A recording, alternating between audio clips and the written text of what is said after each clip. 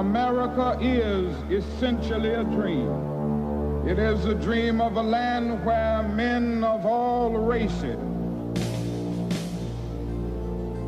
of all nationalities, and of all creeds can live together as brothers. The substance of the dream is expressed in these profound words. We hold these truths to be self-evident, that all men are created equal.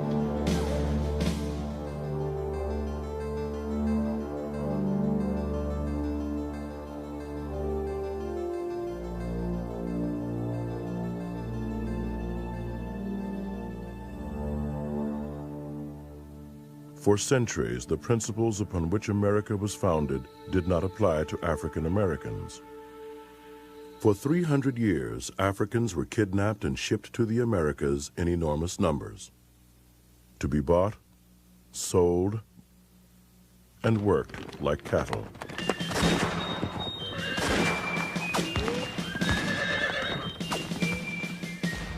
After the Civil War, the blacks of North America were officially freed from slavery. But well into the 20th century, most black people were still not free.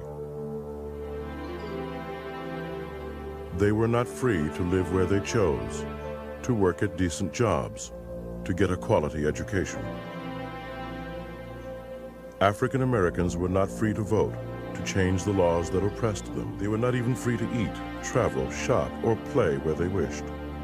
America was a racially and economically segregated society, and the captives of segregation were the former slaves and their descendants. In 1929, less than a lifetime after the end of slavery, Martin Luther King Jr. was born in Atlanta. His father and grandfather were preachers. They used language and music to educate the minds and elevate the spirits of their congregations. Encouraged to learn and express himself, King became an accomplished public speaker like his father.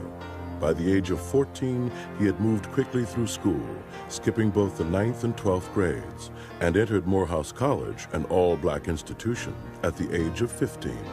Before he graduated from college, he had already chosen his life's work and was ordained a minister when he was just 18. King began graduate studies in theology, first at Crozier Theological Seminary in Pennsylvania, then at Boston University.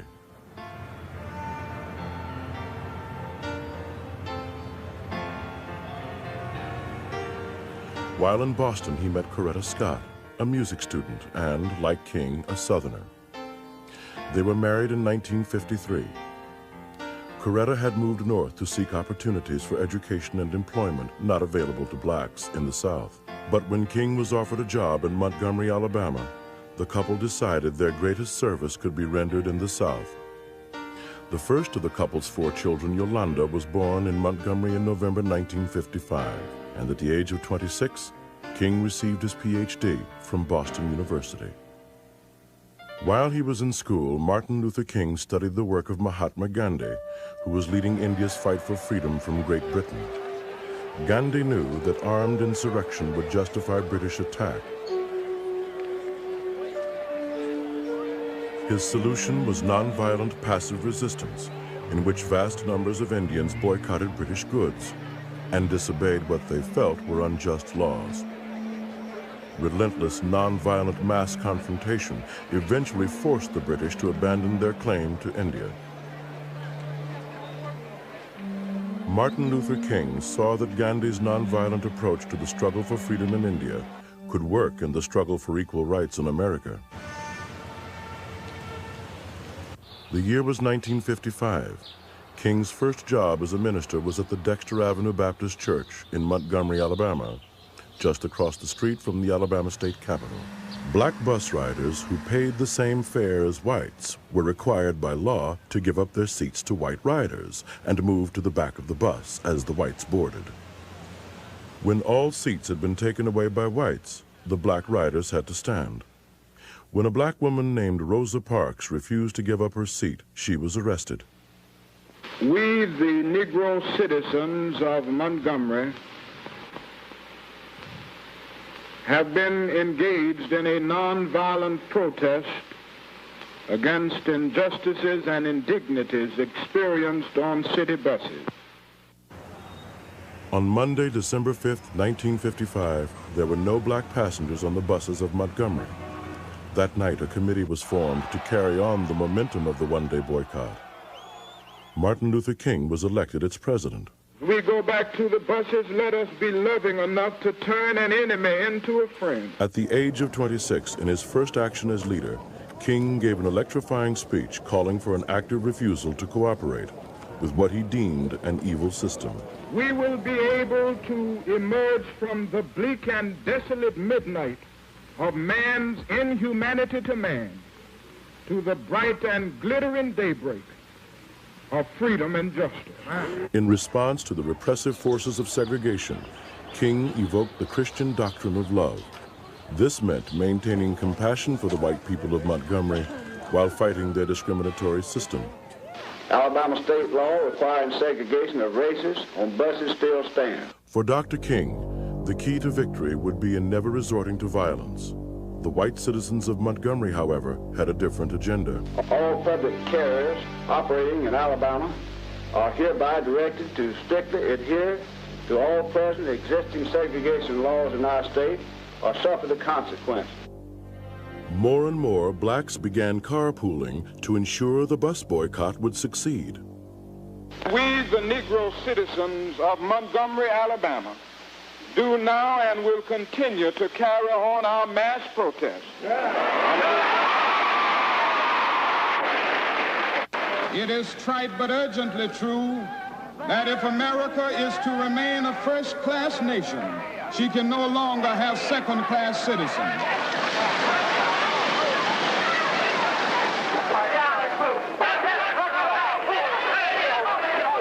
I mean, every one of you, stay off of here. You do, boy, get off of here. Get off of here. Death threats against King came almost daily.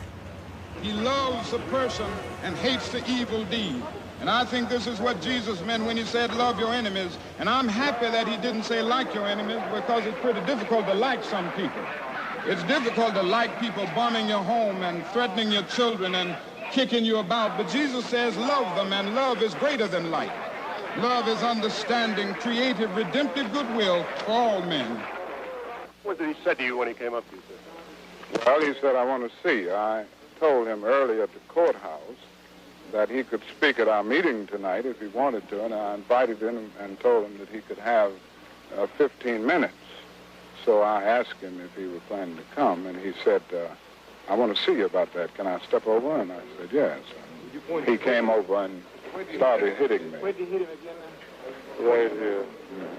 Right forward. And then after they pulled him away, he started kicking me. Are you injured in any way? Do you feel any... I don't think so. I just feel a slight headache, and I'm sure that'll pass away shortly. Will you press charges against this man? No, I don't plan to. And I always have to stop and try to define the meaning of love in this area. And interestingly enough, Greek philosophy comes to our aid at this point. Agape is more than friendship. Agape is not something affectionate. Agape is understanding, creative, redemptive goodwill for all men. It is an overflowing love which seeks nothing in return. Theologians would say that it is the love of God operating in the human heart. And when one rises to love on this level, he loves men not because he likes them, but he loves every man because God loves him. He goes on with that. You've had some rather personal and trying experiences yourself. Are you afraid? No, I'm not.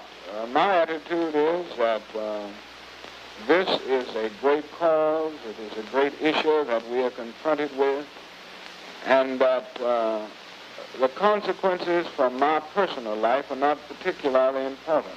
It is a triumph of a cause that I'm concerned about. In early 1956, Dr. King was arrested for the first time. Ultimately, along the way of life, an individual must stand up and be counted and be willing to face the consequences, whatever they are. And if he is filled with fear, he cannot do it.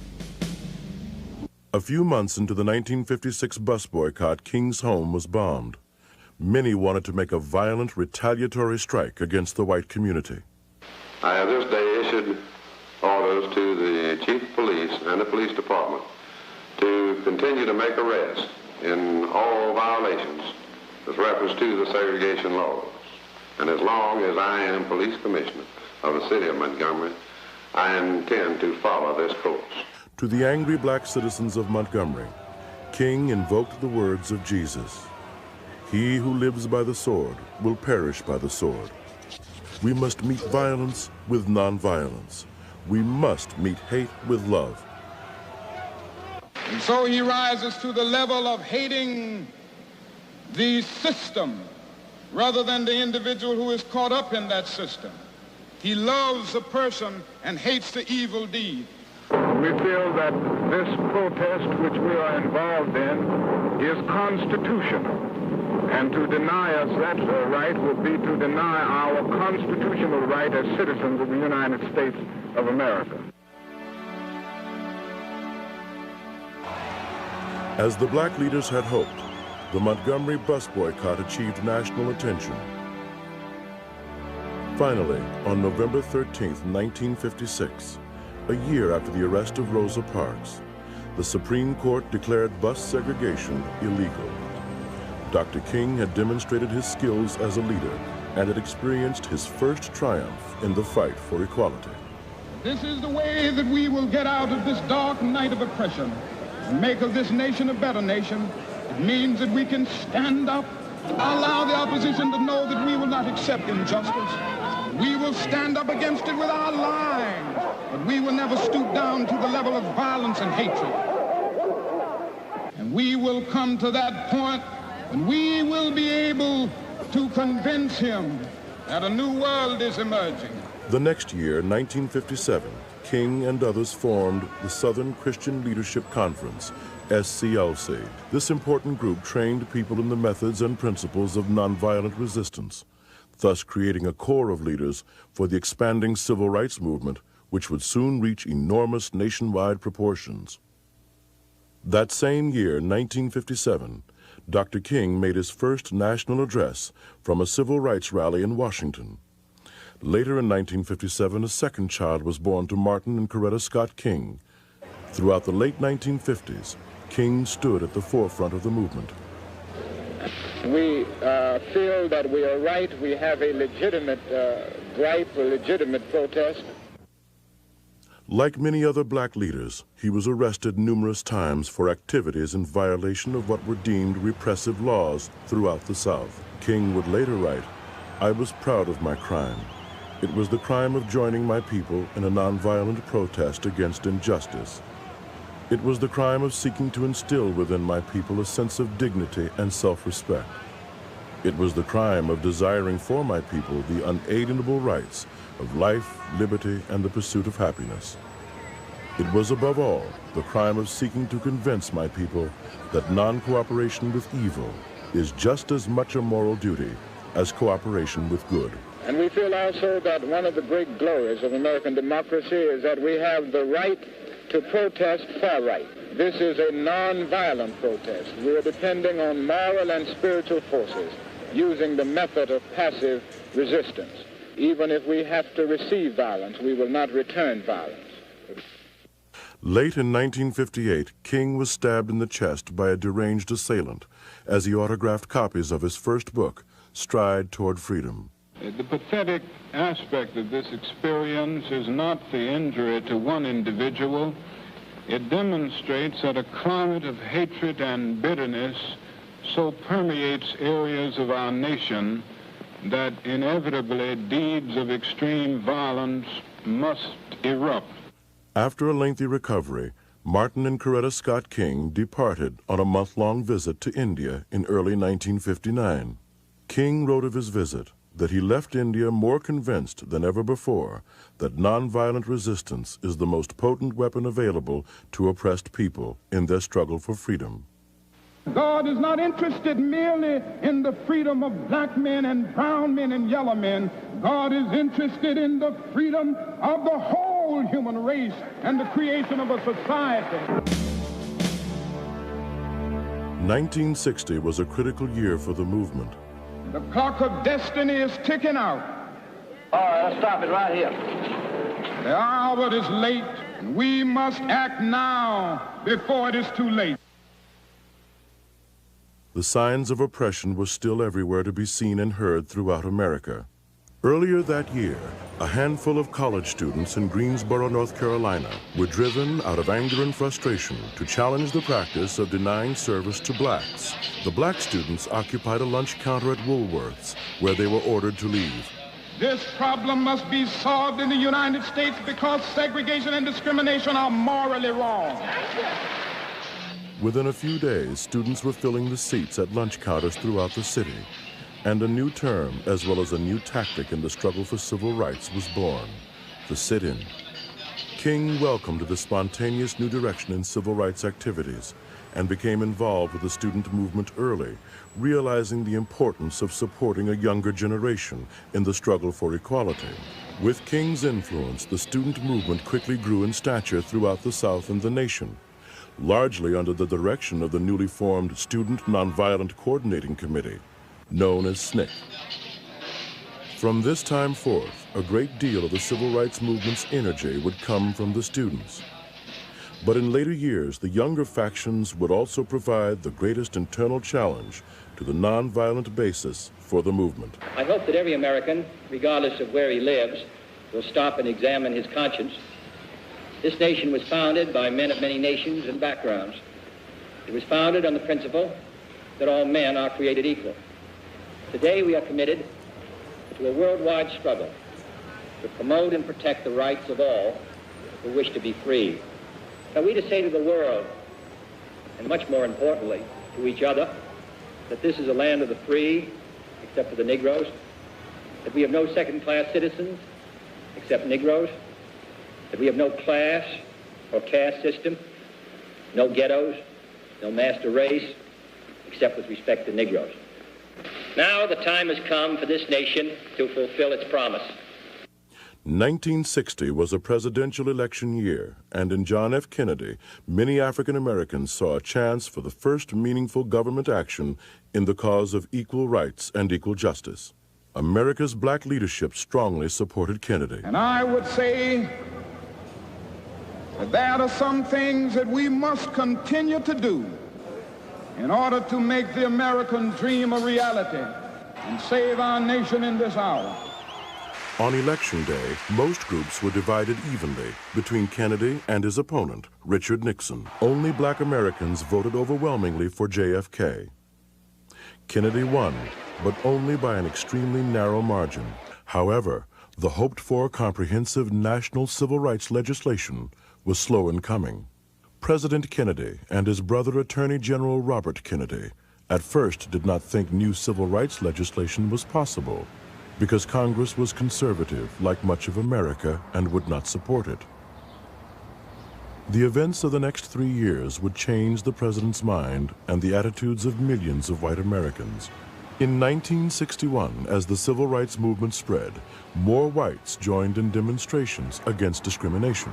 To fight segregation and travel between the states, groups of black and white freedom riders began traveling together by bus throughout the South, challenging discriminatory laws.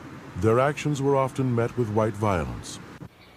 In May 1961, King and his followers were trapped in a Montgomery church by white racists until freed by federal marshals under orders from Attorney General Robert Kennedy. You've heard these people say now you've got to change the hearts of men. That's the only way you can solve it, and I guess that's true.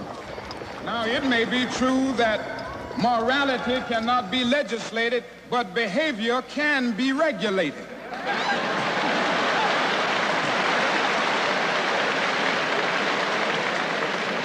I guess it is true that the law can't make a man love me. Religion and education must do that. But the law can keep him from lynching me, and I think that's pretty important, too. The federal government was beginning to react. In 1961, segregation was officially ended in interstate travel. Advances in civil rights were not without their ever-increasing cost in human lives. In 1962, when James Meredith was admitted by court order as the first black student of the University of Mississippi, riots occurred in which 2 people were killed. In June 1963, Medgar Evers, head of the Mississippi chapter of the NAACP, the oldest civil rights organization in America, was shot and killed outside his home. His alleged murderer was not brought to trial until 1993. But the pressure for change continued, and the pressure was never greater than in 1963. Early in the year, Dr. King and other black leaders decided to focus on what they called the most segregated big city in the United States, Birmingham, Alabama. He could call out the state militia. He could call out the National Guard and kill hundreds and hundreds of innocent people and argue that they are inciting a riot. They know how to handle violence, but they proved over and over again that they don't know how to handle nonviolence. The black leaders planned a highly visible demonstration of their demands for equality. On April 12, 1963, 2 weeks after the birth of his fourth child, Dr. King, Reverend Ralph Abernathy, and 1,000 others marched toward downtown Birmingham. The marchers were in deliberate violation of an order by Police Commissioner Bull Connor expressly forbidding demonstrations. The mass arrests began.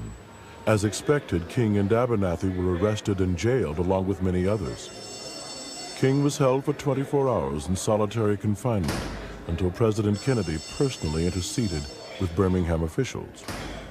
2 days later, King's brother, the Reverend A.D. King, was arrested for leading another large demonstration.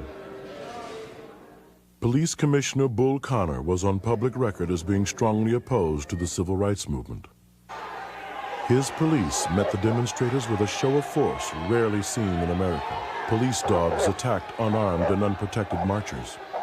The fire department was called in to help suppress the fire of freedom. The force of water from their hoses was like a battering ram. Even from a distance, people were knocked off their feet by the powerful blasts.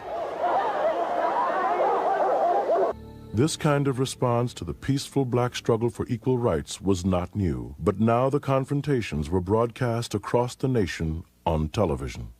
America saw firsthand that the demonstrators remained nonviolent, while the police were unrestrained in their use of life-threatening force. Never before was Dr. King's philosophy of nonviolence more effective, as millions of Americans began to realize that the blacks were being victimized by the laws of the land, rather than being protected by the law. Like other Americans, President Kennedy watched on television the familiar spectacle of police violence against Dr. King and his followers. For the upper-class president from New England, it was a shocking education in the realities of life for black America. The marchers were blasted with fire hoses, beaten with clubs, attacked by police dogs, and gassed. At last, on May 10th, 1963, under pressure from the federal government and from outraged world opinion, the leaders of Birmingham accepted the demands of the freedom marchers. There was little time for celebration, however. That night, both King's motel room and his brother's home were bombed. Having witnessed the abuse of power by Alabama authorities to the humiliating images of American violence and injustice being spread throughout the world, President Kennedy had seen enough. The events in Birmingham and elsewhere have so increased the cries for equality that no city or state or legislative body can prudently choose to ignore them. Kennedy agreed to push landmark civil rights legislation through Congress. We face, therefore, a moral crisis as a country and a people. It is a time to act in the Congress, in your state and local legislative body, and above all, in all of our daily lives. It is not enough to pin the blame on others, to say this is a problem of one section of the country or another, or to deplore the facts that we face. A great change is at hand, and our task, our obligation, is to make that revolution, that change, peaceful and constructive for all. Those who do nothing are inviting shame as well as violence. Those who act boldly are recognizing right as well as reality. Next week, I shall ask the Congress of the United States to act, to make a commitment it is not fully made in this century to the proposition that race has no place in American life or law. In June, Dr. King and civil rights leaders met with the president to announce plans for a march on Washington in support of the Civil Rights Act. President Kennedy thought such a move would be disastrous for the cause, but the leaders knew the march would draw hundreds of thousands of people. The historic March on Washington took place in August 1963. As King and the others predicted, enormous numbers, black and white, gathered to show the time had come to end the discriminatory treatment of black Americans. As we struggle, we do not struggle alone.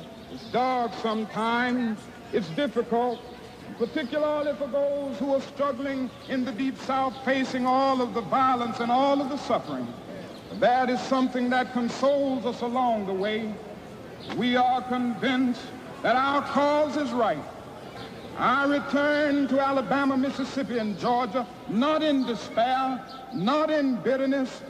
I return knowing that we are moving into a bright day of freedom.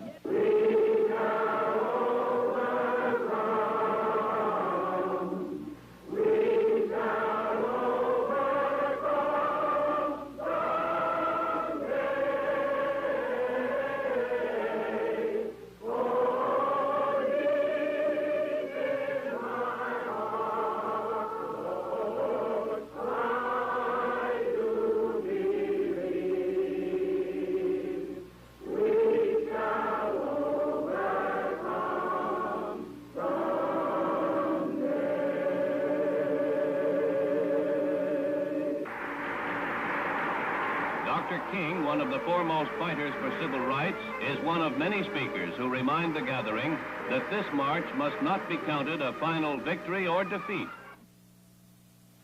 We, through our struggles, through our suffering, through our sacrifice, will be able to achieve the American dream. And this will be the day when all of God's children, black men and white men, Jews and Gentiles, Protestants and Catholics, will be able to join hands and sing in the words of the old Negro spiritual, free at last, and God Almighty, we are free at last.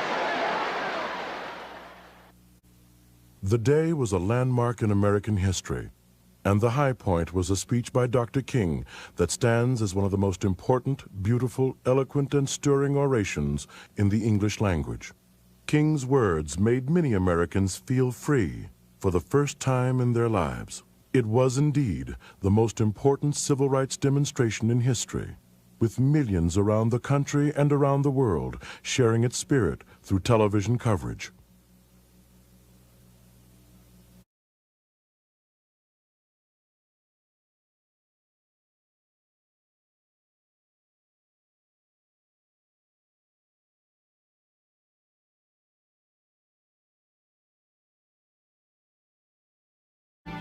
$200,000 Americans, black and white, walked slowly through the sun-baked streets of Atlanta, following the mule-drawn sharecropper's farm wagon that carried his casket. In the aftermath of King's death, riots broke out in over 100 cities. Soldiers marched across America against her own people. Tens of thousands were arrested. Martin Luther King provided a more constructive call to arms when he said, "Nonviolence is a powerful and just weapon. It is a weapon unique in history, which cuts without wounding, and ennobles the man who wields it. It is a sword that heals." With America still immersed in violence and injustice, what has survived of the legacy of Dr. Martin Luther King? In 1955, before Martin Luther King entered public life, in much of the United States, Americans of African descent could not even vote.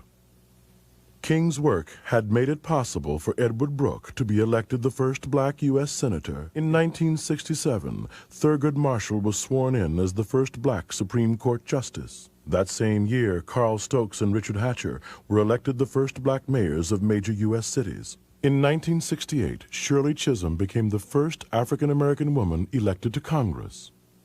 In 1992, Carol Moseley Brown became the first black woman elected to the United States Senate. But if this seems like too little too late, remember that the legacy of Dr. King remains a call to personal action for profound and immediate positive change. There's a little song that we sing in our movement down in the South. I don't know if you've heard it, but it has become the theme song. We shall overcome. We shall overcome. Deep in my heart, I do believe we shall overcome. Though I join hands so often with students and others behind jail bars singing it, we shall overcome. Sometimes we've had tears in our eyes when we joined together to sing it, but we still decided to sing it. We shall overcome. No, before this victory is won, some will have to get thrown in jail some more, but we shall overcome. We shall overcome because William Cullen Bryant is right. Truth crushed to earth will rise again. We shall overcome. Deep in my heart, I do believe we shall overcome. And with this faith, we will go out and adjourn the councils of despair and bring new light into the dark chambers of pessimism. And we will be able to rise from the fatigue of despair to the buoyancy of hope. And this will be a great America. We will be the participants in making it so. And so as I leave you this evening, I say, walk together, children. Don't you get weary. There's a great camp meeting in the promised land. Ralph Waldo Emerson said in a lecture back in 1871 that if a man can write a better book, or preach a better sermon, or make a better mousetrap than his neighbor, even if he builds his house in the woods, the world will make a beaten path to his door. This will become increasingly true. We're going to have to take advantage of new opportunities. We must set out to do our life's work so well that nobody could do it better. We must set out to do a good job. We must not seek merely to do a good Negro job. If you were setting out to be merely a good Negro doctor, or a good Negro lawyer, a good Negro teacher, a good Negro preacher, or a good Negro skilled laborer, a good Negro barber, a good Negro beautician, you have already flunked your matriculation exam for entrance into the University of Integration. We must get